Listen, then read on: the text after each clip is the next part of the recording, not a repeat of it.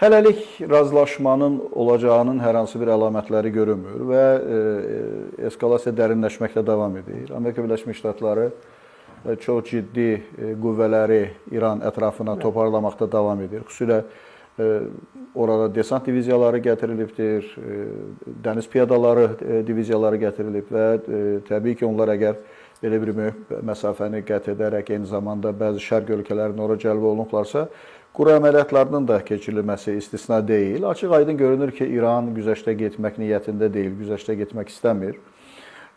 Faktiki Hörmüz boğazını bağlı saxlayıb. Hörmüz boğazından son günlərdə 3-4 tanker keçir. Halbuki, məsələn, statistikaya görə, məsələn, konkret bir misal, fevral ayının 28-də Hörmüz boğazından 51 tanker keçib. Amma, məsələn, mart ayının 1-də artıq 3 tanker keçib. Yəni, müharibə başladıqdan sonra orada vəziyyət tamamilə dəyişib və bu da dünya bazarında neftin qiymətinin bahalaşmasına səbəb olur. Amerika Birləşmiş Ştatlarının Şərqi Avropa ölkələrində olan, yaxın şərqdə olan ölkələrdəki müttəfiqlərinin mənafelərinə zərbə dəyir, Avropadakı müttəfiqlərinin maraqlarına zərbə dəyir.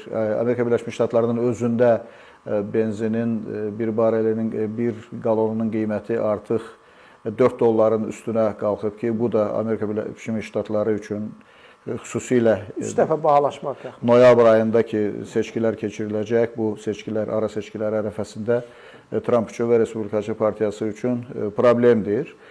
Son deadline-ın təyin olunması, yəni bu ilk dəfə deyil. Tramp əvvəl də 48 saat təyin etmişdi. Sonra onu 5 günə, sonra onu 10 günə uzatdı. Amma indi son dövrlərdə əvvəl 2 gün demişdi.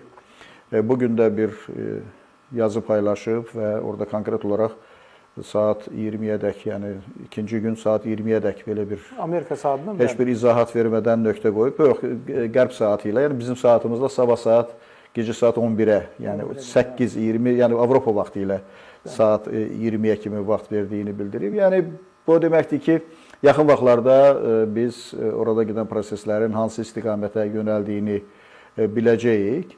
Elə yaxın dövrdə 1 saat ya 2 saat bundan əvvəl İran Xarici İşlər Nazirliyinin mətbuat xidmətinin rəhbəri açıqlama verdi və o dedi ki, əgər doğrudan da elektrik stansiyaları vurularsa və əgər elektrik stansiyaları vurulacaqsa, bu İrana dəhşətli bir zərbə olacaq. Çünki İranda yalnız bir atom elektrik stansiyası var və yəqin ki, atom elektrik stansiyasını vurmayacaqlar, çünki radiasiya təhlükəsi var. Amma bu İranda elektrik enerjisinin çox az bir faizini ödəyən elektrik stansiyasıdır. İranda əsasən bu su elektrik stansiyaları, digər elektrik stansiyaları deməli bu elektrik tələbatını ödəyir ki, əgər onlar vurulacaqsa, bu İran üçün çox ciddi bir fəlakət olacaq. İran Xarici İşlər Nazirliyinin mətbuat xidmətinin rəhbəri bildirdi ki, əgər zərbələr endiriləcəksə, yəni şərtləri qəbul etməkdən heç bir müzakirə getmədi və mənə elə gəlir ki, getməyəcək. Əgər zərbələr endirilərsə, cavab zərbələri endiriləcək. İlk növbədə yəqin ki, cavab zərbələri dedikdə Amerika Birləşmiş Ştatlarının yaxın şərqdə olan müttəfiq dövlətlərinin ərazilərdə zərbələrin endirilməsi, xüsusilə ərəb ölkələrinin, eyni zamanda bu ərazilərdə olan Amerika Birləşmiş Ştatları hərbi bazalarda zərbələrin endirilməsi nəzərdə tutulur. Hörmüz boğazı ilə bağlı da son açıqlama ondan ibarətdir ki, məsələn, Xarici İşlər Naziri Ərakçi bəyan etdi ki, Hörmüz boğazı bağlı deyil, bu boğaz açıqdır, bu boğaz yalnız Amerika Birləşmiş Ştatları, İsrail və bu və ya digər şəkildə bu ölkələrdə əməkdaşlıq eləyən dövlətlərin tankerləri üçün bağlıdır, digər dövlətlər üçün açıqdır. Yəni, belə bir situasiyada təbii ki, yaxın günlərdə sülh sazişinin bağlanacağı və eskalasiyanın dayanacağına ümid bəsləmək sadəlövhlük olardı. Yəni, artıq bir aydan çox müddətli müharibə gedir və müharibəni iki nüvə dövləti regional gücə qarşı aparır və bugünə gələn nəticə nəyi göstərir sizcə? Hərbi əməliyyatlar və yaxud da ki, Birləşmiş Ştatların vəd elədiyi, yəni növbəti elektrik stansiyalarının vurulması, digər həyati qabiliyyətli infrastrukturun dağıdılması, yəni bu müharibəni sonlandıracaq bir seçimdir, yoxsa bu hara aparacaq regionu? Bilirsiniz, Amerika Birləşmiş Ştatlarının hədəfləri yetərincə aydın deyil. Trump öz xarakterinə və idarəçilik sisteminə görə tez-tez fikirlərini dəyişir, hədəfləri dəyişir və sonuncu Amerika Birləşmiş Ştatları tərəfindən verilən rəsmi açıqlamada əsas 4 məqsədin olduğu bildirilib. Bu məqsədlər yalnız İranın hərbi qüvvələrinin, hərbi potensialının məhv edilməsinə, yəni uzaq vuran raketlərin, hərbi istehsalın və bunların məhv edilməsinə yönəlir. Burada nə Hörmüz boğazının açılması məsələsi yoxdur. Yəni Rubio'nun elan elədiyi son hədəflərdə.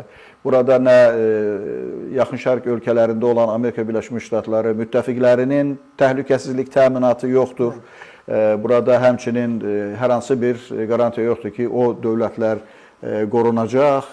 Rejim dəyişikliyi tələbi artıq deməli gündəlikdən çıxıb. Bu məsələ ortalıqda deyil. Nüvə silahı hazırlıqlarına gəldikdə isə artıq bəyan olunub ki, İranın belə bir potensialı yoxdur, bu potensial məhv edilibdir. Yəni, belə olan halda təbii ki, ilk növbədə Yaxın Şərq ölkələri, o cümlədən Avropa ölkələri, Hörmüz boğazından gələn enerji daşıyıcılarından asılı olan dövlətlər narahatçılıq keçirirlər. Çünki neftin qiyməti qalxır. Məsələn, Azəri Light neftinin bir barelinin qiyməti artıq $141 üstünə çıxıb. Və bu artma yaxın perspektivdə gözlənilir ki, məsəl üçün bugünkü, əgər doğrudan da sabah belə zərbələr olacaqsa, o bir qədər də neftin qiyməti qalxacaq. Və neftin qiymətinin artması təbii ki, Avropa ölkələrini narahat edir. Bu neftdən asılı olan bir çox dövlətləri, o cümlədən hal-hazırda Trumpın əsas hədəfində olan Fransanı narahat edir, Almaniyanı narahat edir. Buralarda müəyyən gərginlik yaranır. Eyni zamanda neftin qiymətinin qalxması təbii ki, Trumpın özünü də narahat edir. Çünki elə bildirilir ki, Bidenin hakimiyyətdən getməsi, ümumiyyətlə demokratların son seçkilərdə məğlub olmasının əsas səbəblərindən biri bu demokratların hakimiyyətinin son dövründə neftin qiymətinin qalxması ilə bağlı olub. Yəni, Amerikalılar məsələyə çox həssas yanaşırlar. Amma müəyyən ümidlər də var. Yəni, sülh prosesi də gedir, müəyyən danışıqlar da var. Mən Trumpın bəyan etdiyi danışıqları nəzərdə tutmuram. Çünki o danışıqların nədən ibarət olduğu və kimdən aparıldığı barədə heç bir məlumat yoxdur. Amma real bir proses var, hansı ki, İslamabadda bu proses davam edir. Pakistan xüsusi fəallıq göstərir və Pakistanın burada fəallıq göstərməsi mən elə gəlir ki, bizim də maraqlarımıza uyğundur. Çünki Türkiyə ilə yanaşı Pakistan bizə isti münasibəti olan və bizim əməkdaşlıq münasibətlərimiz olan bir dövlətdir. Həm də yeganə müsəlman dövlətidir ki, orada atom nüvə silahı var.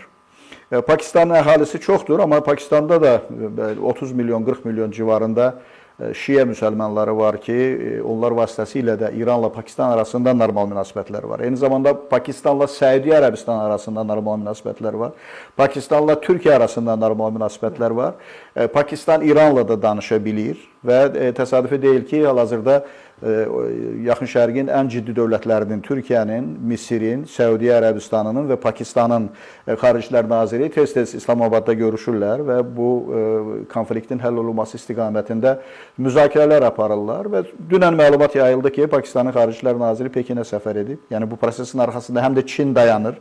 Çünki Hörmüz boğazının açılmasında ən maraqlı olan dövlətlərdən biri də Çindir. Çünki 80% deməli, oradan gələn neftdən, yanacaqdan asılı olan bir vəziyyətdədir. Ona görə müəyyən danışıqlar, müəyyən proses gedir və yəqin ki, bu proses sabah daha da sürətlənəcək. Yəni, sabah saat Bakı vaxtı ilə gecə saat 11-ə qədər yəqin ki, bu istiqamətdə daha ciddi diplomatik fəallıq olacaq. Yəni, yeganə ümid onadır ki, İslamabadda gedən proseslər hər hansı bir nəticə versin və bu eskalasiyanın qarşısı alınsın və proses bir qədər səngisin.